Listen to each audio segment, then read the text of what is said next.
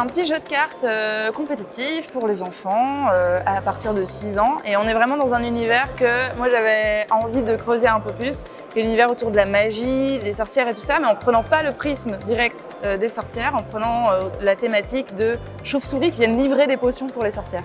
Voilà, sur une sorte de Deliveroo des ingrédients pour les sorcières que je trouve assez sympathique.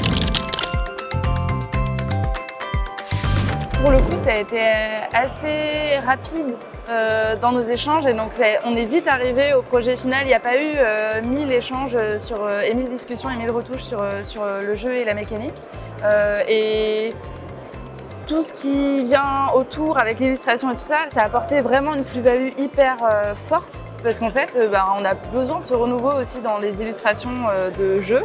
Ça fait du bien de pouvoir faire un lien directement et ça fait du bien que le public puisse faire un lien directement entre les illustrateurs et illustratrices jeunesse et le milieu du jeu et que ça devienne intuitif là-dessus, de se dire là je repère en plus un illustrateur ou une illustratrice que mon enfant aime bien déjà et en plus il y a un jeu qui est rattaché à ça, quoi.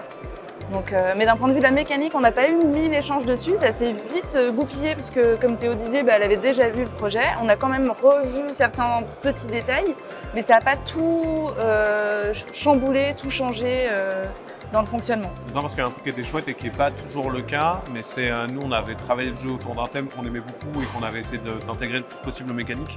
Parfois quand un jeu arrive dans le circuit éditorial, le thème change pour des raisons commerciales. Et là, Nathalie et David, tous les deux aimaient bien le thème, nous on l'aimait toujours vraiment bien. Ouais. Donc comme on est resté sur ce thème-là, le travail mécanique a été assez léger parce qu'il n'y avait pas à se dire ok c'est plus des sorcières, c'est des dinosaures, donc faut tout changer pour que ça marche. Donc c'était hyper plaisant sur ça. Que ça se passe bien, et que leur lancement se passe vraiment comme ils se le projettent pour l'instant dans leur tête, parce qu'on a toujours un peu des projections de ce que ça va donner et j'espère que ça va coller à ce qu'ils ont envie d'avoir comme résultat et comme retour. A priori, ils commencent très très fort quand même, donc j'ai pas de doute sur le fait que ça va bien commencer. Et puis c'est des personnes qui ont déjà beaucoup d'expérience, donc je pense que ça aide aussi à faire un démarrage en fanfare comme ça dans le milieu, quoi.